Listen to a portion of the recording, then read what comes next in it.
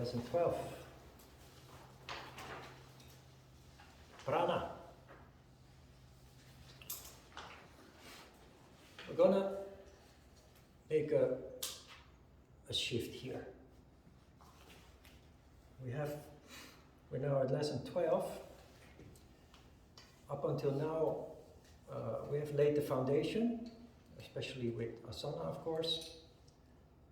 Moral foundation with the yamas and niyamas. Now, in lesson 11, we learned how to do asana properly, what asana means. And now we're going to work towards energy control. The subject is prana. If you remember lesson 3, the second weekend, I already explained this. Because the subject is so important, it's better to repeat it a couple of times throughout the course. From next week, we will start with kriya exercises, which are energy control exercises. So for that, you need your Hatha Yoga Pradipika. Chapter 2. For the purpose of this course, chapter 1 and chapter 2 is all you need. The 3 and 4 you don't really have to. You don't have to print it out. If you print your materials, you can read it on your device, of course, and maybe even better. Saves a lot of paper. But prana is the subject for now. Energy. Everything is energy. The basis of everything in the universe is energy in the first place. And yoga is based on that. Energy consists out of two polarities, two opposing polarities. We call them Shiva and Shakti in yoga. In China it's called yin and yang. In the Bible it's called Adam and Eve. Many people who study the Bible do not realize that Adam and Eve is in fact the same concept as we study in yoga or as the Chinese know about energy, plus and minus. It's not about a man and a woman. It's about two opposing polarities. Paradise is a condition of sattva, which you lose when there is no harmony anymore. That is how they fell from paradise. Not because they committed sin behind a tree, as we are made to believe, but because of lower emotions and desires.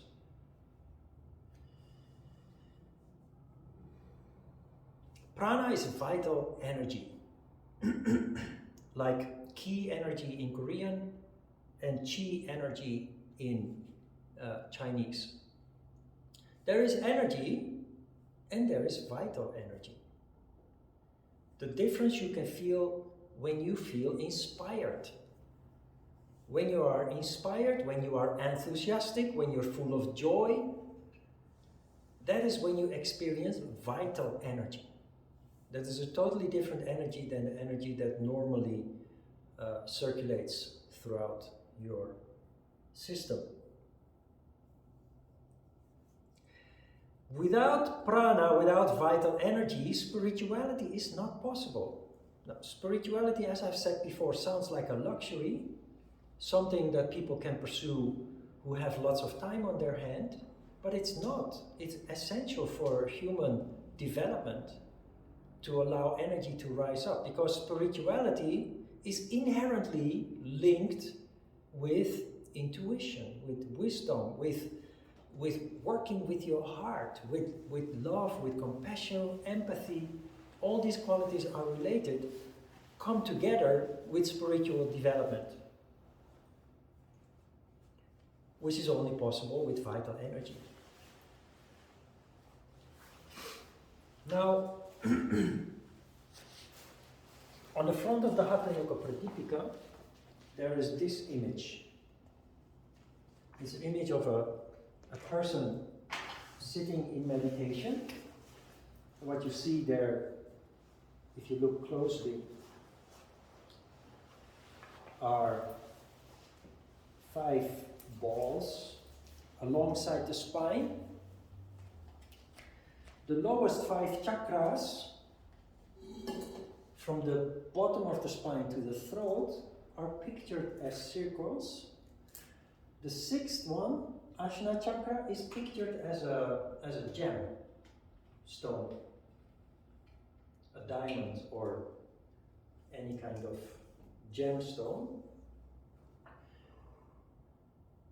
The 7th chakra, the crown chakra, is on top of the head, is pictured as a flame, which is, of course, the light, not the light as the light of a flame, but the light of knowledge, the light of wisdom, as opposed to the darkness of ignorance. A little bit strange flame, but anyway. If you look more closely,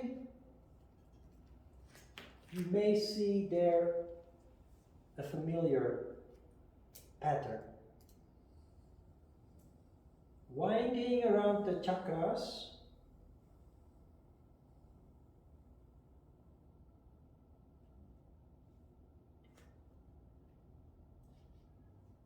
there are 2 energy channels. One is called Ida, the other is called Pingala. Let me use another color here.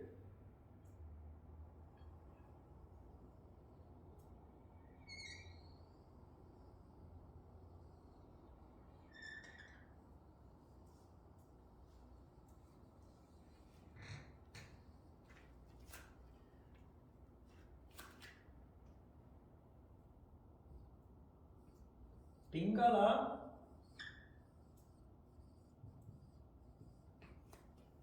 is the channel through which Shakti energy rises up. Shakti energy rises from the bottom to the top. Ida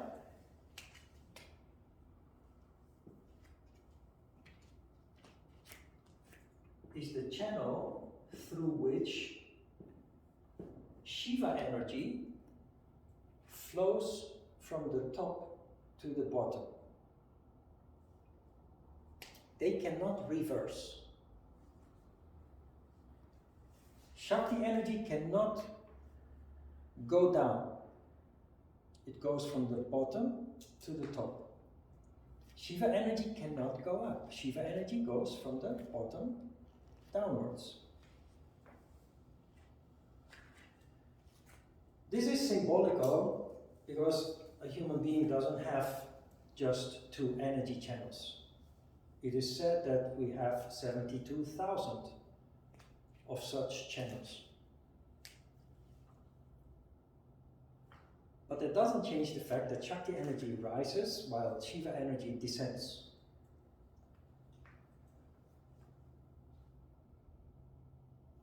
Normal people generally have no harmony between Shiva and Shakti, because we're constantly fluctuating, caused by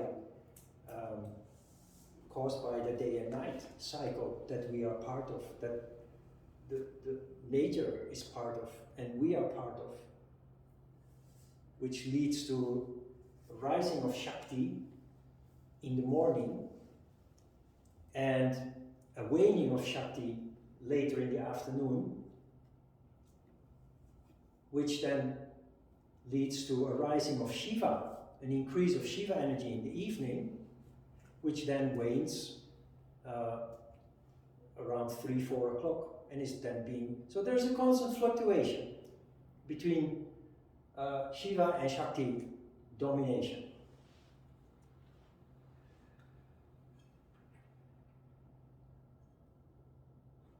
there are other things that influence the disharmony: food, habits, thought processes, activity or lack thereof.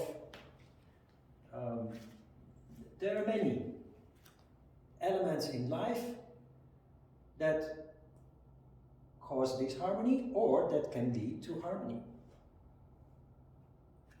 Why is this important? Because energy in the universe, and therefore also on Earth and within us, has a natural tendency to condense and condense towards the bottom, literally, manifesting into matter. All matter originates from energy. The universe started with energy that became disharmonious, fell from paradise, so to speak. That energy started to condense over billions of years. Energy became gas. The condensation continued. Gas became liquid. The continuation of that process then eventually led to the manifestation of solid matter. Planets, but also physical body is the result of that. The ancient yogis, in their contemplations, came to the conclusion that we have different levels of consciousness in our body. Lower consciousness, higher consciousness. Lower emotions and desires, below the diaphragm, and higher emotions and desires in the heart and the throat. They found that there is a possibility of the manifestation of intellect, which in our world is very common with compulsory education, but a couple of 100 years ago, most people were not educated and therefore had no intellect to speak of. And of course, they realized that their ability to contemplate and understand these kind of complicated matters were seen in visions, in contemplation. And they realized that that is the highest level of consciousness. They realized also that the functioning of the higher levels of consciousness occurs only when there is energy present there. But when there is no harmony, no balance between Shiva and Shakti energy, energy has a natural tendency to condense and manifest towards the bottom. So people whose energy is uncontrolled have a tendency to function in the 3 lower chakras, which is lower emotions and desires. We are driven by sheer instinct, animal instinct in fact. Ego, fears, sexuality. Very unstable.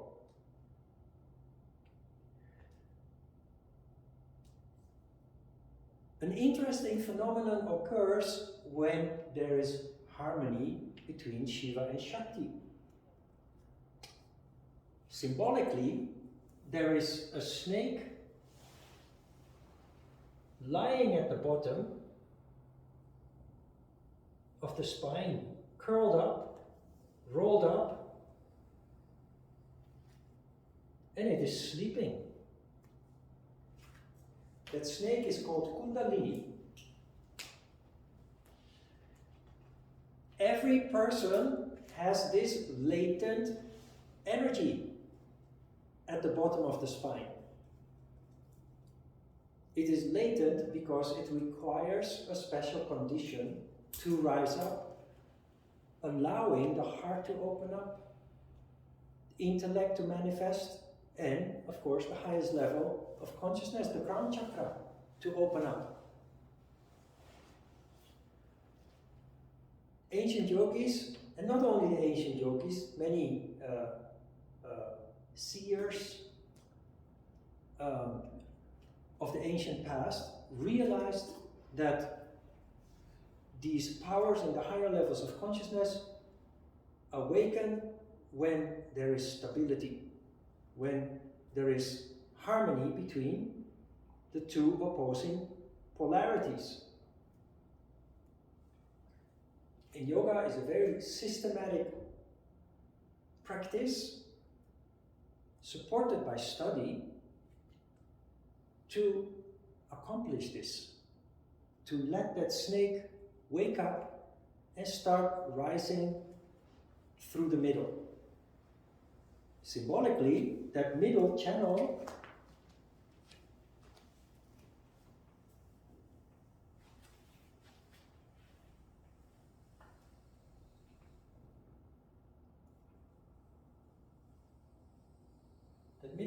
is called Sushumna Nadi.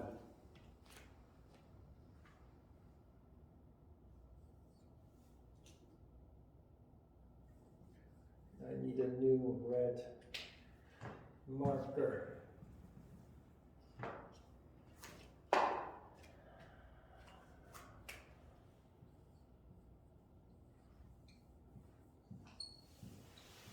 Sushumna Nadi. Nadi is an energy channel. The story goes, this third channel is non-existent in disharmonious people. It only occurs when there is relative harmony between the Shiva and Shakti energies.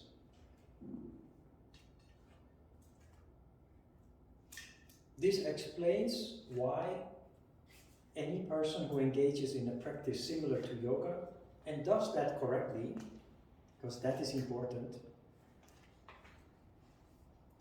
undergoes transformation. From the very beginning that you start practicing yoga correctly, you notice, you feel calmer, you feel more focused, you feel better, you have a better sense of well-being, you become more conscious of yourself, and you start becoming more conscious of the world around you, which is all, of course, happening on the higher levels of consciousness. You become more sensitive, you become more passionate, compassionate, emphatic. You become more enthusiastic. Enthusiasm is something that happens in the crown chakra also. You become more playful also. You know the Dalai Lama, Desmond Tutu, they are best friends. They are two saints that found themselves, they're on the same wavelength. They're like two little children when they are together. Giggling, joking, pranking each other, dancing with kids in their holy robes.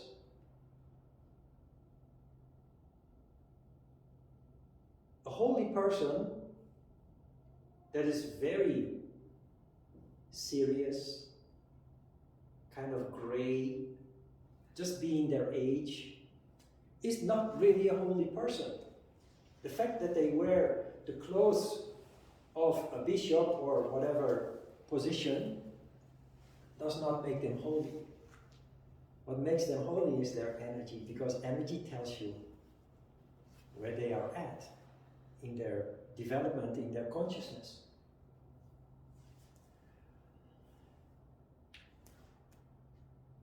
The stimulation of this process already happens when you do asana.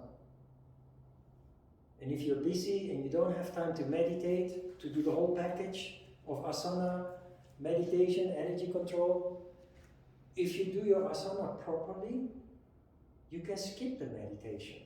Of course, if you have time, it's good to work on meditation because it's very direct and it requires really focus. But you already do that in a practical way in your asana practice.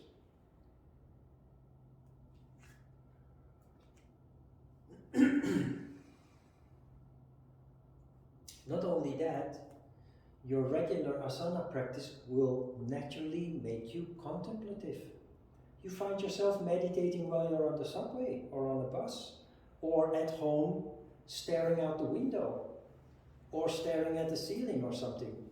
You become more dreamy, which is, for some people see that as a bad thing, but being dreamy means that you're functioning in the crown chakra. There are parents or teachers who punish children because they are daydreaming. But it's one of the most important elements of our development, daydreaming. Children who daydream while a teacher is teaching a subject, they soak up everything like a sponge.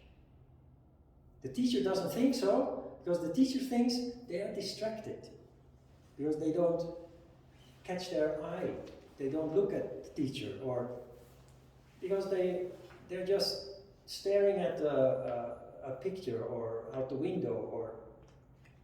But children connect the dots while they are daydreaming. They build castles while they are daydreaming. It's very important. As an adult also, allow yourself to daydream when it comes back again, because yoga will bring that back again.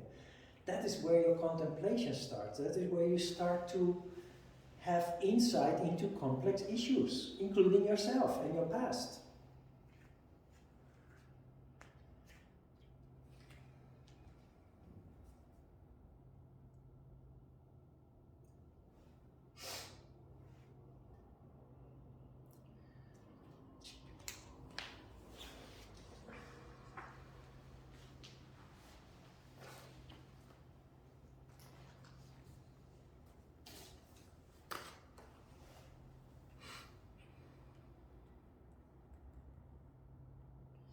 On page 2, third paragraph, there's a little bit something about Dharma. It's about, it's something that came up with the subject of surrender also, or should have come up. But it's something that is really part of yoga practice, is that you, because of your increasing consciousness, you start to reevaluate everything that you have learned up until that moment, everything that you believed in or were made to believe in, everything that you were conditioned to be. In a very natural way, you start to reevaluate and reinvestigate. And you will, as a consequence of that, determine your own path in life.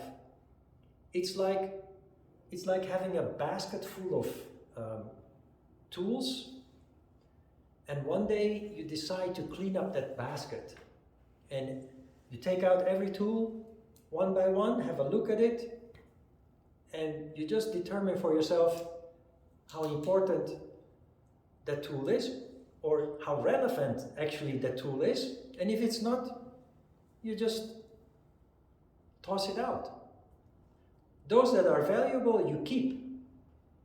And you have a huge cleanup operation going on there that goes on for the years to come. It is this process that leads to the manifestation of the self, more and more. Soul consciousness developing, the connection with the heart, which is all the same concept, the same principle. Dharma, there's a lot of mystery surrounding Dharma. There are Buddhist monks who give Dharma talks and what have you. But the word Dharma really means essence. And living your Dharma and manifesting your Dharma is what we have been talking about all the time. Finding your true self, manifesting your true characteristics as a result of your increasing connection. And that in the long term will lead to changes in your life, you making changes in your life that will make you go away from everything that was known and familiar for you. Let me rephrase that. When people are born, they grow up, they dutifully go to school, graduate, get a job, get married, buy a house, and basically have a career for the next 40 years and retire. And then find out that they haven't really done what they would love to do with their lives. Spiritual person comes at a point where you say, what is this all about? And is this really me? What do I want to do with my life? And it is what brought me to Korea. It's what enabled me to leave everything behind, my house, my family, possible career. I left everything behind for a black hole, uncertainty, in other people's eyes. For me, there was no uncertainty because I followed my heart. And when you follow your heart, for you everything makes sense, while other people think you might be a little bit crazy. They might think you have changed recently, and they're not so sure whether that is a good thing or a bad thing. In general, people in the beginning think it's not such a good thing. And they are a little bit worried about where this is all going to end with you. Later they realize, it takes some years, maybe decades, but they will realize and appreciate that what you have done, what you have chosen to do with yourself and your life, that was an admirable thing, not some crazy kind of thing to do. Because you reevaluate, you toss out everything you do not feel connected with, and you replace that, of course, with new insights, with new characteristics, with new interests.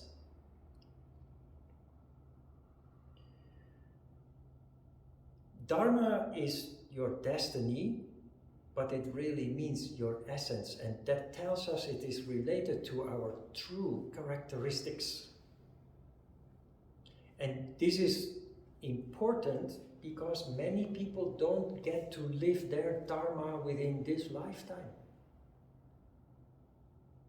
Because they never have an opportunity to even discover what their true essence is. Because that essence is very, very subtle. The voice of the heart is very, very quiet, very subtle, very small. And it is very easily overshadowed by the coarse reality of life as we know it from the moment that we are born.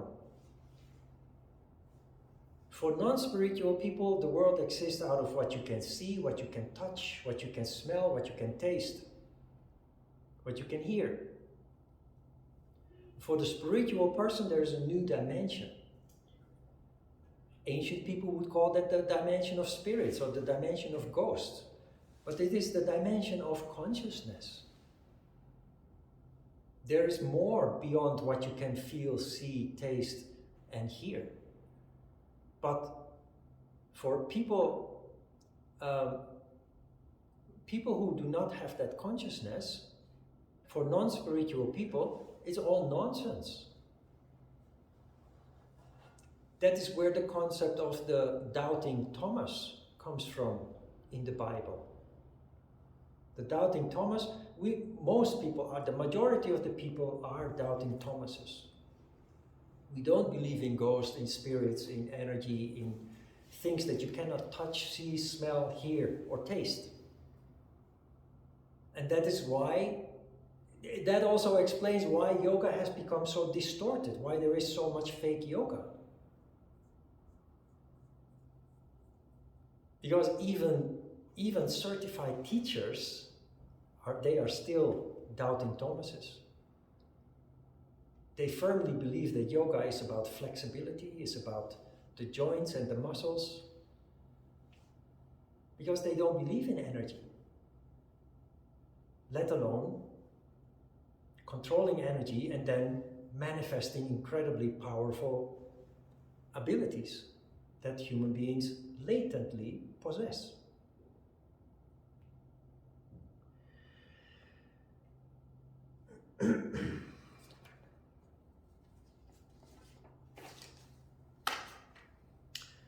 On page 3, you see an anecdote about Shiva and Shakti.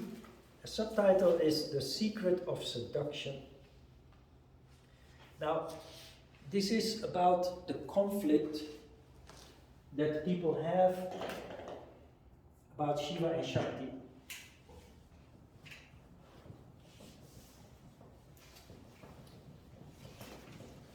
In yoga, nothing is two-dimensional, nothing is simple. I have explained that at the introduction workshop a little bit. I have explained that in lesson 3, and I told you that the Hatha Yoga Pradipika confirms the claims that I made. Shiva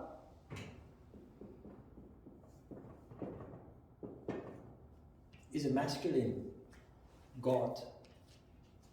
It's the god of dance.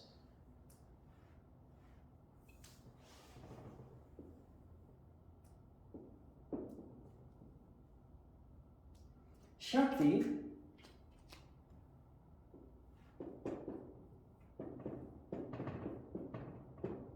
is a goddess, a female god.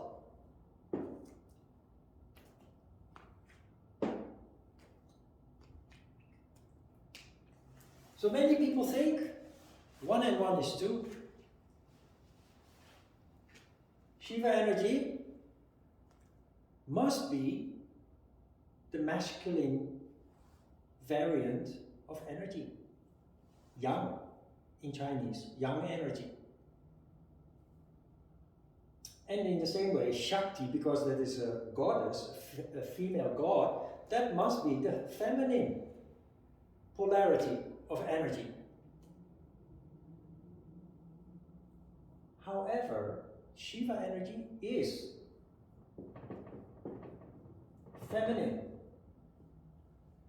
and Shakti energy is masculine.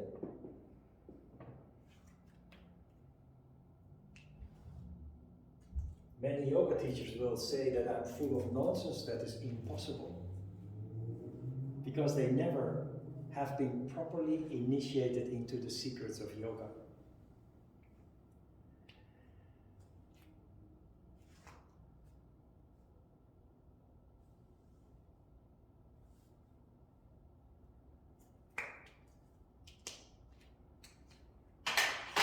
The anecdote that is described here, no.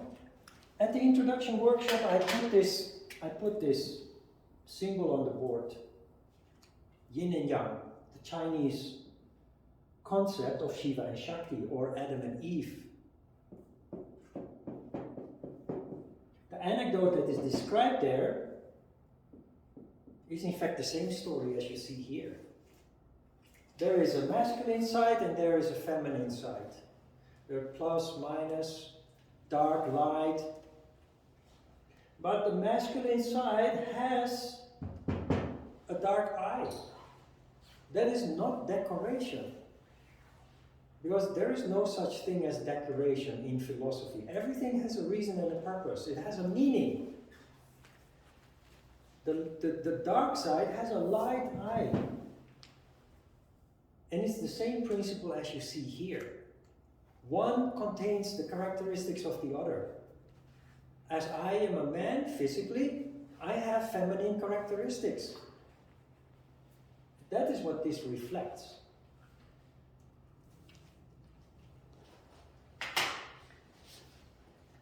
Chapter 3 and 4. Chapter 3 contains all the mudras. Chapter 1 lays the foundation. Chapter 2 has all the pranayama exercises. Chapter 3 has the mudras. Pranayama is energy control. Kriya exercises you start learning from next week are part of that process. Mudras are a higher level of energy control. So, chapter 3. Chapter 4 is about samadhi, which is meditation.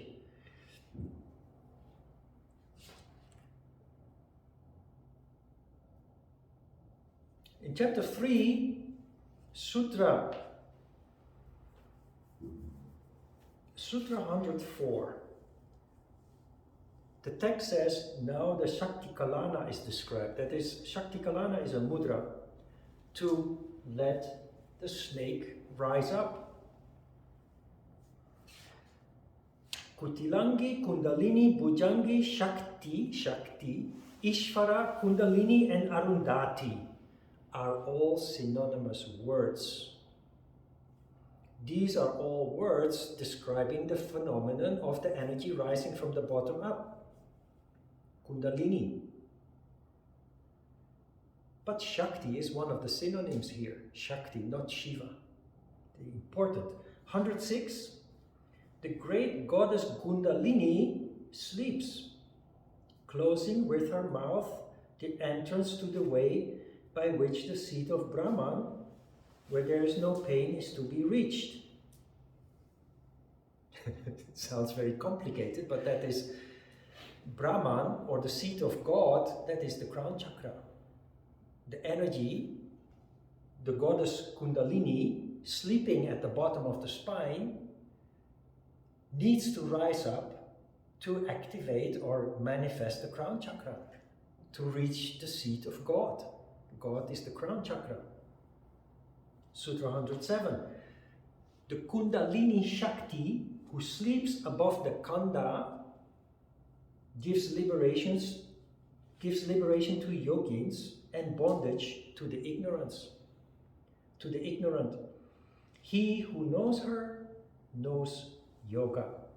And here you have the secret. Here you have the point. If you're properly initiated into yoga, by a properly initiated yogi, you know these kind of things. Sadly, there are not many people who know this.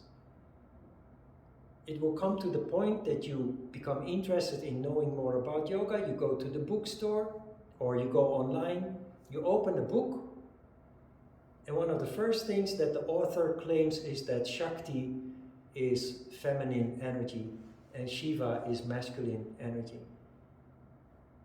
And for me, that is the point that I close the book and I am not interested anymore. But everything that is written in that book is from hearsay, is not properly initiated, is not based on contemplation, just somebody wanting, and most books are like that. I've tossed away many books because of this. 108. The Kundalini is described as being coiled like a serpent. He who causes the Shakti to move from the Muladhara upwards becomes free. And there are more, but I think the point is clear. What I claim is being confirmed here. Shakti, although a female god, a goddess. Let me go back. Shiva, although a god of dance, a male god, represents feminine energy. And Shakti, likewise, being a female god, a goddess, represents masculine energy, the opposite. Hatha Yoga Pradipika, sutra after sutra, brings the message home that that is how it is, that that is how the ancient seers, the yogis, meant it to be. The secret of seduction is an interesting anecdote because it applies to our daily functioning in relationships. When Shiva wants attention from his mistress or his wife, Shakti,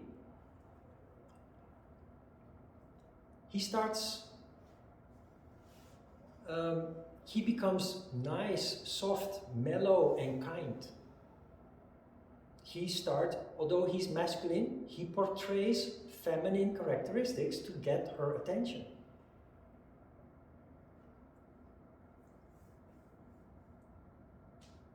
Shakti, on the other hand, when she wants attention from Lord Shiva, she starts to dance in front of him. Activity, which is masculine, which reminds me of belly dancing in the Middle East. Belly dancing is something erotic. It's a treat that men give themselves when they have the luxury to do so. It is kind of this Shiva and Shakti thing, with Shakti dancing in front of Shiva to seduce, in fact, Lord Shiva. In real life, our life, a good seducer, if you're looking for a partner, here you have the key on how to approach that. There are, of course, people who do that intuitively. Good seducers generally don't even know how they have become good seducers. They're just good at it. But if you're not so good at it, if you want to approach a prospective partner, you need to go to the wavelength on which they are. So you have to approach them with something that draws their attention. And that works both ways, of course.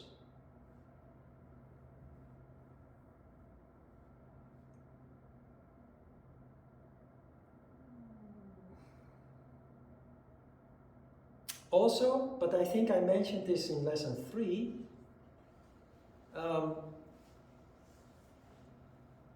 every human being has a typical balance of Shiva and Shakti energy.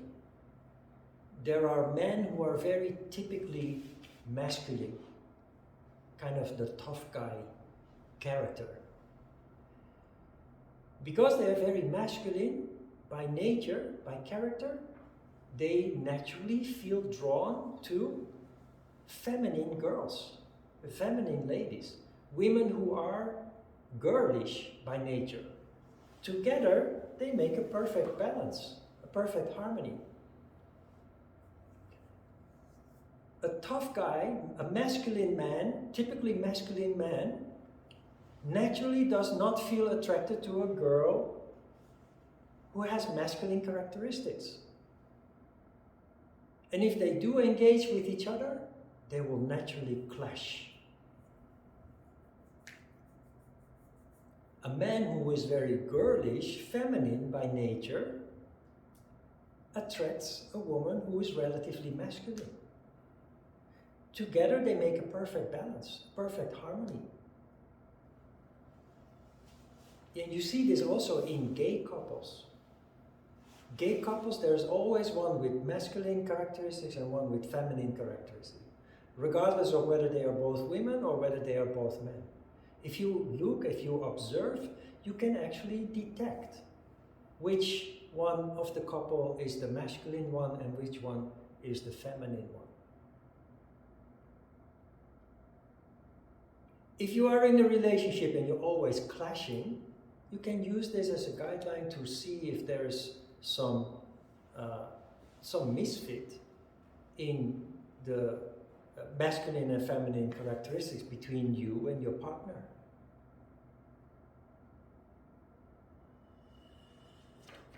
Good. Questions? mentioned earlier that through asana we increase and like our energy and our circulation of energy. Is that the rising of the circulation is the rising and the falling? No, circulation. Circulation accelerates as a result of harmony. When we meditate and meditations become longer and longer, if the meditation is focused, it becomes very intense. What is intense? The energy. So they go together. When there is harmony, there is more prana, more vital energy. So not just energy that sustains us, but the energy that really leads to exceptional health and strength.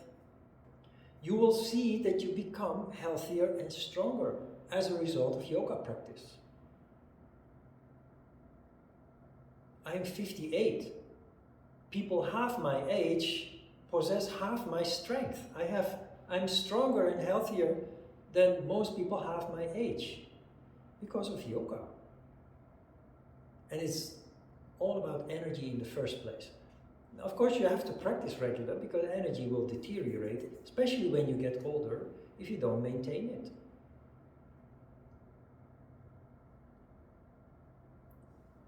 Does that answer your question?